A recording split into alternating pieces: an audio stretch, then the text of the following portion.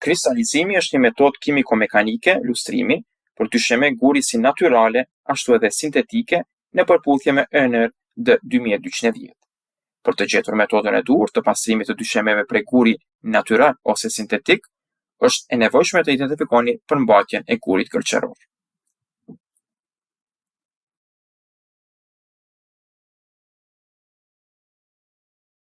Për ta bërë këtë, kryejmë atë që quhet testi i acidit, në të cilin një pikë acidi hidhet në gur. Nëse shkumon, është gur gërqëror. Në praktik, ky test bëhet gjithmonë 2 herë, sepse ndotja me kalm mund të ndodhë në çdo skenar.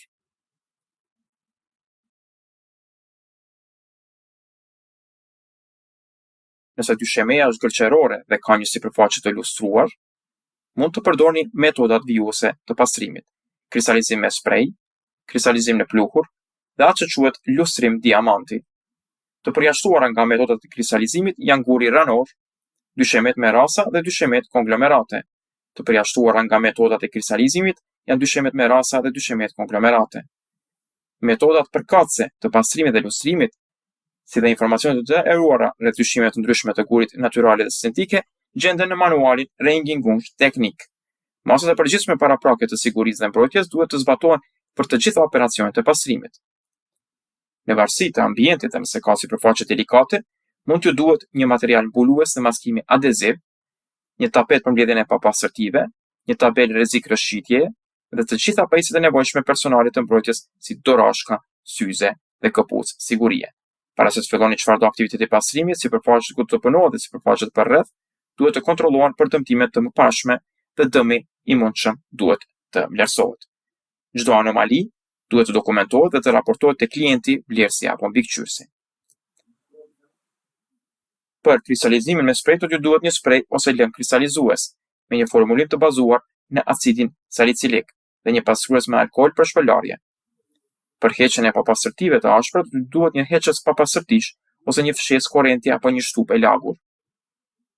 Pajisjet vijuese janë të nevojshme për trajtimin e sipërfaqes. Një shkumues dhe një disk pastrues, një jastëk i bardhë dhe një jastëk leshi qeliku, dhe një pastrues ansorësh dhe cepash me një jastëk dore. Duhet të bëni kujdes sidomos me sprein kristalizues. Dyshemeja duhet të jetë të pastër dhe e thatë. Fillimisht, papastërtitë ashpra duhen hequr. Një jastëk i bardhë vendoset midis diskut pastrues dhe jastëkut prej leshit qeliku për të shmangur ngatrimin e leshit të qelikut në diskun pastrues.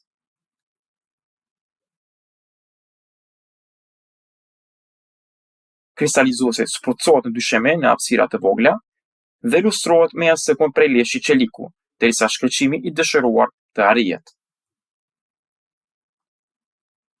Ansoret dhe cepat të vatiskopët sipas nevojës duhet të lustrohen mekanikisht me një pastrues ansoresh dhe cepash duke ndjekur të njëjtat hapa.